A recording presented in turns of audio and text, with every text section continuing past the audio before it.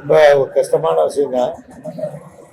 முதல்ல ஒரு 1987-88 சந்திச்சேன் நான் அப்போ வந்து எம்ஜிஆர் நகரில் ஹோல்சேல் ரைஸ் பிஸ்னஸ் பண்ணிட்டு இருந்தேன். உங்களுக்கு எல்லாரும் தெரியும். அப்போ தெனாலிங்கிற நடிகனும் தோட்டாமணியாக அப்போ வருவாங்க.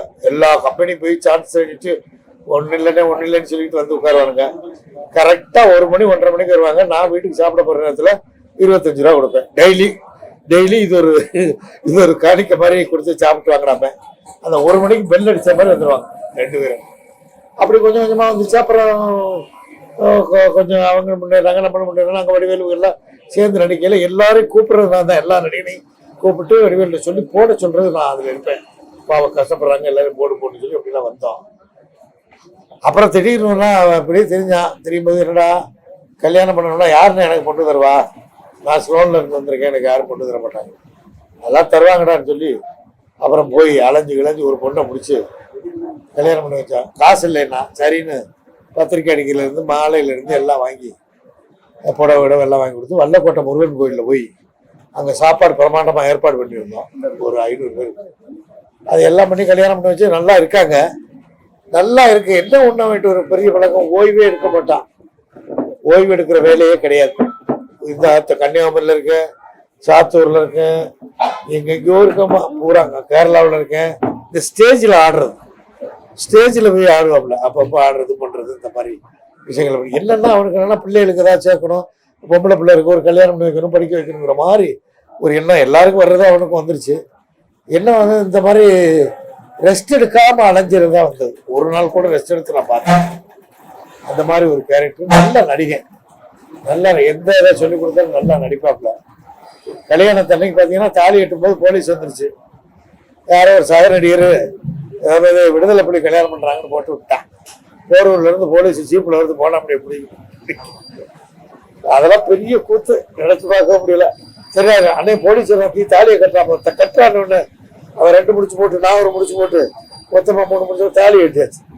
அப்புறம் இன்ஸ்பெக்டர்கிட்ட போய் நான் போரூரில் பேசி, சார் அவன் விடுதலை புள்ளியில் நடிக்க வந்திருக்கான், சும்மா இது பண்ணாதீங்கன்னு பேசி அப்படி அப்புறம் சரின்னு போச்சுன்னா அப்படி 2-3 கேஸ் கிரைம் பிராந்தில் கூட்டி போயிட்டாங்க. அப்புறம் நான் தான் போனேன்.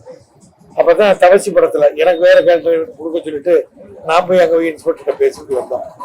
பல பிரச்சனைகள் ஸ்லோன்ல இருந்து வந்ததுனால அவன் பாவம் விடுதலை புலிக்கு அவனுக்கு சம்மந்தம் இல்லை. ஸ்லோன் தமிழை கொஞ்சம் நல்லா வந்துச்சு. அப்புறம் கல்யாணம் பண்ண பிள்ளை எல்லாம் இப்போ நல்லா வந்துருச்சு.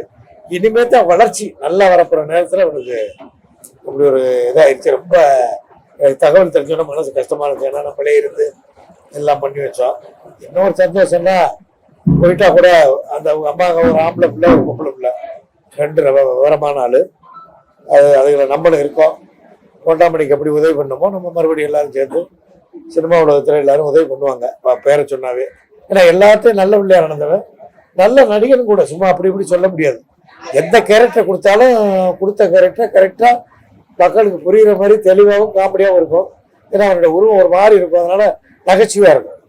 அப்படிப்பட்ட பொண்டாமணியை இன்று சினிமா உலகம் இழந்து பெரிய சோகத்தில் துக்கத்தில் இருக்காங்க.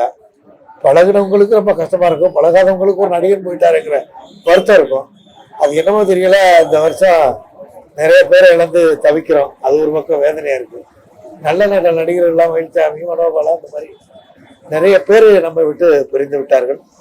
சரி, பிறப்புன்னு ஒன்று இருந்தாலும் இறப்புன்னு இருக்கும். அதை மறுபடியும் நம்மளே சொல்லி நம்மளே சமாதானப்படுத்திக்க வேண்டியதான். நாமும் ஒரு நாளைக்கு அதை சந்திக்க வேண்டியவர்களாக இருக்கிறோம்.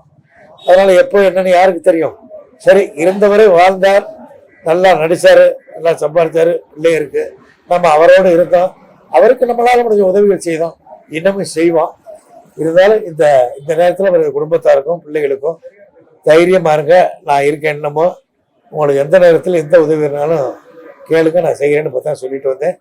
அதே மாதிரி நம்ம வாயில சொல்றதுனால இல்லை, நம்ம செஞ்சுருவோம். செஞ்சு ஏதோ அவங்களுக்கு வளர்ற வரை இன்னும் கொஞ்ச நாளைக்கு. அப்புறம் அந்த பொண்ணு படிக்குது வேல்ஸ் காலேஜில், அவர் தான் ஃப்ரீயாக படிக்க வைக்கிறார். ஐஸ்வர்யா வேலைக்கு படிப்பு முடிகிறது எல்லா செலவும் அவர் பண்ணுறேன்னு போன வருஷமாக சொல்லி படிச்சுக்கிட்டு இருக்கு. அந்த பையன் இன்னும் வந்து சில ஏதாவது வேலை தேடி கொடுக்கணும், கொடுத்தாங்கன்னா அவங்க அம்மாவை காப்பாற்றக்கூடிய தகுதி வந்துடும். இதை போண்டாமணிக்கு நம்ம செஞ்ச கடமையாக இருக்கும். நடிகர்களும் சரி மற்றவர்களும் சரி சினிமா உலகத்தை சேர்ந்தவர்கள் அந்த பிள்ளைய மேலே கொஞ்சம் கவனம் செலுத்தி, யார் பிள்ளையாக இருந்தாலும் சரி தகப்பட பிரிஞ்சா கொஞ்சம் கஷ்டமாக இருக்கும். வளர்றவரை அவங்களுக்கு தக்க உதவியை தகுதியான நேரத்தில் தக்க நேரத்தில் செய்வோம்னு நான் உங்களுக்கு சொல்லிக்கிறேன். இவ்வளோதான். ஆனால் அந்த குடும்பத்தாருக்கு அவருடைய ஆத்மா சாந்தியடைய இறைவனை வேண்டுகிறேன். நிலையில ஆட்பார வேண்டுகிறேன். அவருடைய குடும்பத்தார்கள் இதை தாங்கி மறுபடியும் அந்த குழந்தைகளை எப்படி ஆளாக்க வேண்டும் என்பதை மனதில் வைத்து வைராக்கியத்தோடு வாழ்ந்து அவர்களை சிறப்பான வாழ்க்கை அமைத்துக் கொள்ள வேண்டும் என்று இந்த நேரத்திலே கேட்டுக்கொண்டு, நானும் மீண்டும் ஒரு முறை மிக வேதனையோடும் பெரிய ஒரு மன துக்கத்தோடும் இன்று இதை நான் உங்களிடம் பேசியிருக்கிறேன். நன்றி. பாதகம் செய்பவரை கண்டால் நாம் பயங்கொள்ளலாகாது பாப்பா, மோதி மிதித்து விடு பாப்பா, அவர் முகத்தில் உமிழ்ந்து விடு பாப்பா. அண்மை செய்திகளை உடனுக்குடன் தெரிந்து கொள்ள இணைந்திருங்கள் இயம்நாடு தொலைக்காட்சியுடன்.